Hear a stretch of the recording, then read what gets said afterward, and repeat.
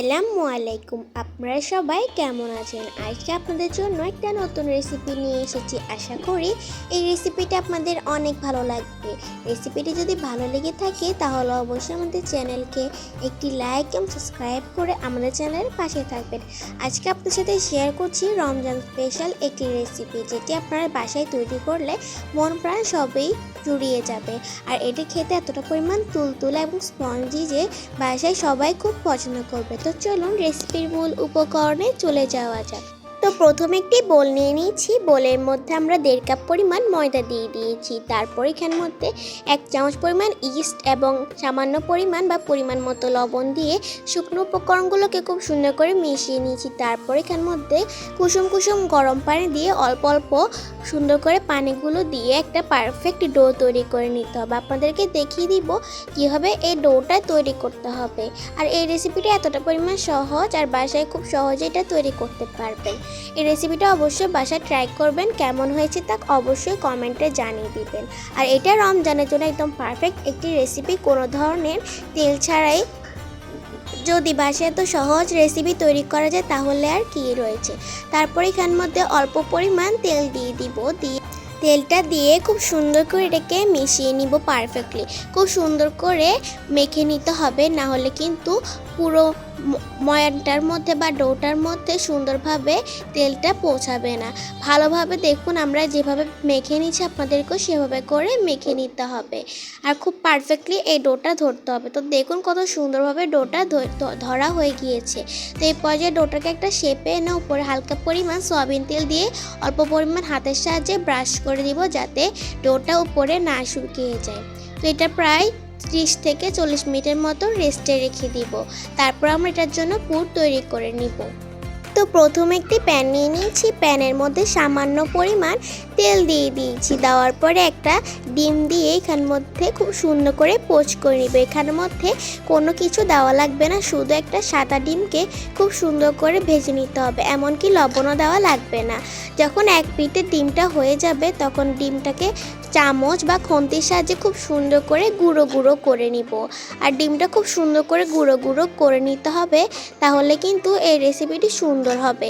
আর দেখুন কিভাবে করে আমরা গুঁড়ো করে নিয়েছি, আপনারা এভাবে করে গুঁড়ো করে নেবেন। তো আপনাদেরকে রেসিপিটা একদমই সিম্পল ওয়েতে দেখাচ্ছি। যদি রেসিপিটি একটু হলেও ভালো লেগে থাকে লাইক সাবস্ক্রাইব করে আমার চ্যানেলের পাশে থাকবেন। তো তারপরে একটি প্যান নিয়ে নিয়েছি। প্যানের মধ্যে পরিমাণ মতো সরিষার তেল দিয়ে দিব। আপনারা চাইলে সয়াবিন তেলও ব্যবহার করতে পারেন।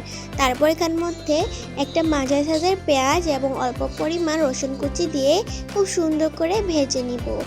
এটাকে খুব সুন্দর করে ভেজে নিতে হবে, যতক্ষণ না ব্রাউন কালার হয়ে যাবে ততক্ষণ পর্যন্ত ভেজে নিতে হবে। তারপর এখানের মধ্যে 1/2 চামচ পরিমাণ গরম মশলার গুঁড়া দিয়ে দিব, আর 1 চামচ পরিমাণ গোলমরিচের গুঁড়ো, 1 চামচ পরিমাণ হলুদ গুঁড়া, 1 চামচ পরিমাণ মরিচের গুঁড়া দিয়ে দিব। দিয়ে খুব সুন্দর করে এগুলোকে মিশিয়ে নেব। তারপর এখানের মধ্যে অল্প পরিমাণ লবণ দিয়েও দিতে হবে। দিয়ে খুব সুন্দর করে স্প্যাচুলার সাহায্যে এগুলোকে সুন্দর করে মিশিয়ে নিব। আর এই মশলাটাকে খুব সুন্দর করে কষে নিতে হবে। যত ভালোভাবে কষাবেন তত ভালোই আপনাদের এই রেসিপিটির পুরটা হবে। এই রেসিপিটির মধ্যে অনেক সহজ উপকরণ ব্যবহার করা হয়েছে, তার জন্য আপনারা খুব সহজে বাসায় তৈরি করতে পারবেন। আর এই রেসিপির প্রত্যেকটা উপকরণই খুব হেলদি এবং স্বাস্থ্যকর। তারপর এখানের মধ্যে অনেক ছোট ছোট করে কুচি করে রাখা আলু এবং গাজর দিয়ে দিব। দিয়ে খুব সুন্দর করে নেড়ে চেড়ে মিশিয়ে নিব। তারপর এখানের মধ্যে একটা পরিমাণ ধনেপাতা কুচি দিয়ে সুন্দর করে মিশিয়ে নিব। এখানের মধ্যে কোনো ধরনের পানি ব্যবহার করা লাগবে না, যেহেতু এটা ছোট করে কুচানো হয়েছে, তার জন্য এটা খুব সহজেই সিদ্ধ হয়ে যাবে। আমাদের পুরটা প্রায় হয়ে গিয়েছে। এই পর্যায়ে আমরা যে ডিমটাকে আগে থেকে পোচ করে রেখেছিলাম সেই ডিমটা এখানে দিয়ে দিব। দিয়ে খুব সুন্দর করে ডিমের সাথে এই গাজর এবং আলুর মিশ্রণটিকে মিশিয়ে নিব। আমাদের পুরো পুরটা রেডি হয়ে গিয়েছে। তো এই পর্যায়ে আমরা এখানের মধ্যে অনেকটা পরিমাণ টমেটোর সস দিয়ে দিব।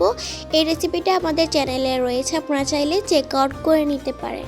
দেখুন কত সুন্দরভাবে মিশিয়ে নিচ্ছি। আপনারা চাইলে দোকানের সসও ব্যবহার করতে পারেন।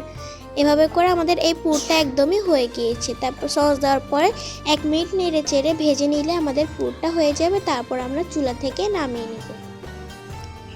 তো তারপর আমরা যে ডোটা তৈরি করে রেখেছিলাম সেই ডোটার কাছে চলে যাব। তো 30 মিনিট পর দেখুন ডোটা ফুলে অনেকটা পরিমাণ ডাবল হয়ে গিয়েছে। যখন আপনাদের ডোটা খুব পারফেক্টলি ফুলে যাবে তখন বুঝবেন আপনাদের এই ডোটা একদমই পারফেক্ট হয়েছে। যখন ফুলে যাবে তখন আমরা এটার ঢাকনাটা খুলে সুন্দর করে আবার হালকা একটু মথে নিব। মথে নেওয়ার পরে হাতের মধ্যে ওখান থেকে একটা লেচি নিয়ে নিব। লেচি নিয়ে খুব সুন্দর করে গোল করে নিব।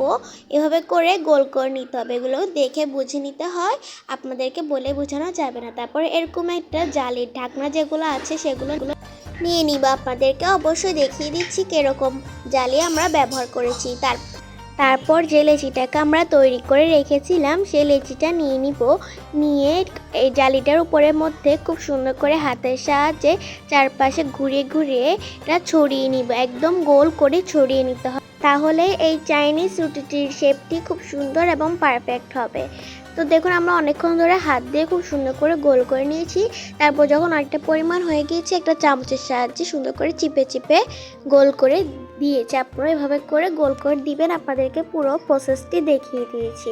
তো যখন আমাদের এক পিঠ হয়ে যাবে আমরা অন্য পিঠ তৈরি করার জন্য চলে যাব। তার এই পিঠটা এরকমভাবে আপনাদেরকে পুরোটা দেখিয়ে দিচ্ছি।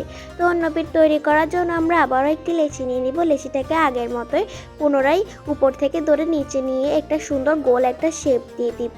শেপ দেওয়ার পরে নিচে রেখে দিব। নিচে রাখার পরে কোনো ধরনের ময়দা বা তেল দেওয়া লাগবে না, হাতের সাহায্যে সুন্দর করে এরকম করে গোল করে নিব। তারপরে আমরা যেই ডিম আলু গাজর দিয়ে পুরটা তৈরি করে রেখেছিলাম সেই পুরো পুরটা এখানে দিয়ে দিব।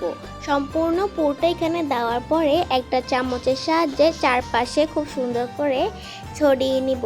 এটা খুব সুন্দর করে ছড়িয়ে নিতে হবে, পুরো পাশে যেন হয় সেই পরিমাণ মতো আপনাদেরকে পুর তৈরি করে নিতে হবে, নাহলে কিন্তু পুরো রুটির মধ্যে পুরটা আপনারা খুব সুন্দর করে ছড়িয়ে নিতে পারবেন না। তো দেখুন আমরা পুরো রুটিটার মধ্যে পুরো পুরটা আমরা ছড়িয়ে নিচ্ছি। আপনারাও পুরো রুটিটার মধ্যে পুরো পুরটি ছড়িয়ে নেবেন। তো ছড়িয়ে নেওয়ার পর চারপাশে আঁকা বাঁকা ছিল সেগুলোকে খুব সুন্দর করে গোল করে শেপ দিয়ে দিতে হবে, তাহলে পুরো জায়গাটার মধ্যে খুব সুন্দর করে পুরটা বসে থাকবে আর এগুলো খুলে যাবে না। তারপরে আমরা যেই জালির ঢাকনার মধ্যে একটা লেচির অংশ তৈরি করে রেখেছিলাম এটা এখানে দিয়ে দিব।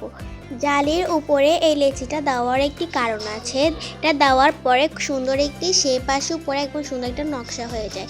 তো যেই অংশটা আমরা জালের মধ্যে তৈরি করে রেখেছিলাম সেটা উপরে দিয়ে দিলেই এই চাইনিজ রুটিটা একদমই আমাদের প্রায় ডান হয়ে যাবে। আর একটু শেপ করে নেবেন তাহলে সুন্দর লাগবে। আমরা শেপ করে নিয়েছি, আপনারা দেখেছেন। তারপর উপরে একটা ঢাকনা দিয়ে দিব, দিয়ে খুব সুন্দর করে রেখে দিব প্রায় 30 থেকে 40 মিনিটের জন্য। আপনারা চাইলে এই কাগজের পরিবর্তে এখানের মধ্যে অল্প পরিমাণ আটার ডো ধরে এখানের মধ্যে আমরা সাইডে লাগিয়ে দিতে পারেন, তাহলে এটা পারফেক্টলি হয়ে যাবে। কিন্তু আমাদের যেভাবে পরিমাণ সুবিধা লেগেছে সেভাবে করে আমরা করেছি। তো দেখুন 30 থেকে 40 মিনিট পর আমাদের এই রুটিটা খুব সুন্দর এবং তুলতুলে হয়ে ফুলে গিয়েছে। আপনাদের যদি এভাবে করে হয়ে যায় তাহলে বুঝবেন আপনাদের এই রেসিপিটা একদমই পারফেক্ট হয়েছে।